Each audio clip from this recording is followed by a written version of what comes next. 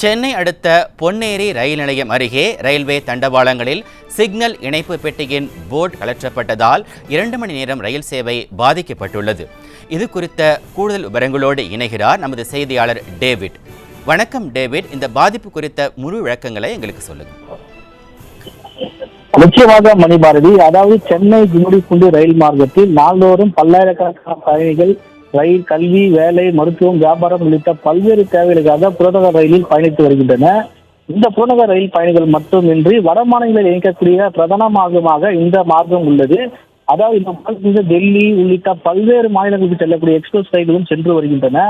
இந்த நிலையில் இன்று காலை பொன்னேரி ரயில் நிலையம் அருகே தண்டவாளத்தில் மாற்று இணைப்பு பெட்டியில் இருந்து போர்டுகள் கழற்றப்பட்டுள்ளது தெரிய வந்தது.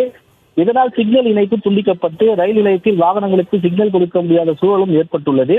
இதனைத் தொடர்ந்து அதிகாலையில் ரயில்வே ஊழியர்கள் சம்பளத்துக்கு பார்த்த போது சிக்னல் பெட்டியுடன் தண்டவாளங்களை இணைக்கக்கூடிய பெட்டியில் போர்டுகள் கழற்றப்பட்டுள்ளன என்பது கண்டுபிடிக்கப்பட்டது. அதற்கு ரயில்வே ஊழியர்கள் துரிதமாக செயல்பட்டு கழற்றப்பட்ட போர்டுகளை இணைத்தனர். இதன் காரணமாக சென்னையிலிருந்து கும்மிடிப்பூண்டி செல்லும் ரயில்களும், கும்மிடிப்பூண்டியிலிருந்து சென்னை மார்க்கமாக செல்லக்கூடிய ரயில்கள் என இரு மார்க்கத்திலும் சுமார் 2 மணி நேரம் ரயில் சேவை முற்றிலும் பாதிக்கப்பட்டுள்ளது.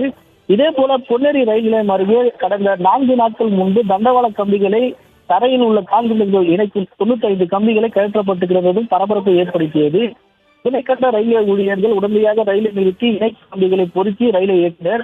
கடந்த நாட்களாக முன்பு நடந்த சம்பவம் மற்றும் இன்று நடந்த சம்பவம் பெரும் பரபரப்பை ஏற்படுத்தியுள்ளது.